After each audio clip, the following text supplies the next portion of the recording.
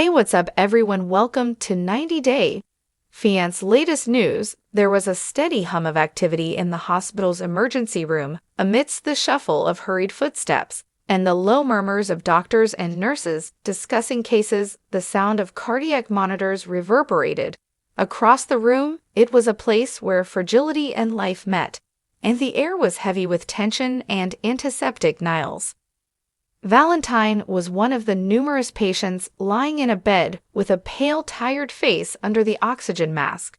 Covering his face, his chest rose and fell feebly, encased in heavy bandages. In a plastic chair next to him, Matilda, I, sat still, her hands gripping his like a lifeline. Hours of crying had left her typically bright eyes swollen and ringed with red. She gazed at Niles, hoping he would open his eyes completely and give her the kind of grin he always gave her when she needed comfort. However, he lay motionless, his body bruised from the near-fatal vehicle crash. As soon as Matilda got the call, her thoughts kept playing back. Her phone had rang while she was at home folding clothes. The paramedic, who spoke calmly yet urgently, informed her that Niles had been involved in a major vehicle accident. The rest of the details were a blur. All she could recall was the sinking sensation in her chest and the instinctive need to reach him as quickly as possible. With her hands trembling on the steering wheel and her mind racing with what-if scenarios, she drove to the hospital in a haze. What if she didn't have him? What if she never had the opportunity to express her feelings for him? Her knees almost buckled when she got there and saw him on the stretcher. She needed to balance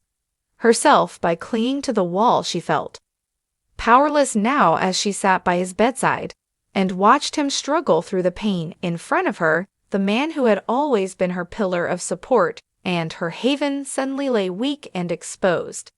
It was nearly intolerable to see him in this state. The moments passed slowly, and the wall clock's ticking seemed to be an insult to her despair. Unbidden memories flashed through her mind. Their wedding day, when Niles had fumbled his vows, making everyone laugh, the argument they had over which country to live in, each of them adamantly defending their decision, and the innumerable nights they spent discussing their plans, their dreams, and their future. She reflected on what they had both given up to be together. She had put up with the suspicion and criticism of those who didn't get their love, and Niles had abandoned his family and job to begin a new life with her. Although it had never been simple, the effort had always been worthwhile. She hadn't realized until now how much she depended on him, and how his absence, even for a brief instant, could make her feel free. She was startled out of her ray when the door creaked open, with his white coat swishing behind him.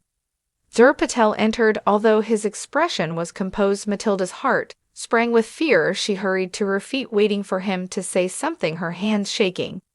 Patel spoke in a calm, controlled voice. "Mrs. Nti, I have some good news. Your hubby will be all right." Matilda's throat tightened with breath. He's all right," as if speaking too loudly might break the delicate reality. She whispered. Patel gave a nod. "He has internal bruises, which is the cause of his chest pain. Neither his heart nor lungs are permanently damaged. With the right care and relaxation, he will fully recover." A sense of relief swept over her. Her eyes filled with tears once more, but this time they were tears of appreciation. Her voice was full with emotion as she said, "Thank you, doctor. Thank you very much." The physician grinned warmly. "A fortunate man. Additionally, you will need to assist him in his recuperation. Rest, no stress. No overdoing it." Matilda went back to Niles as Patel walked out of the room.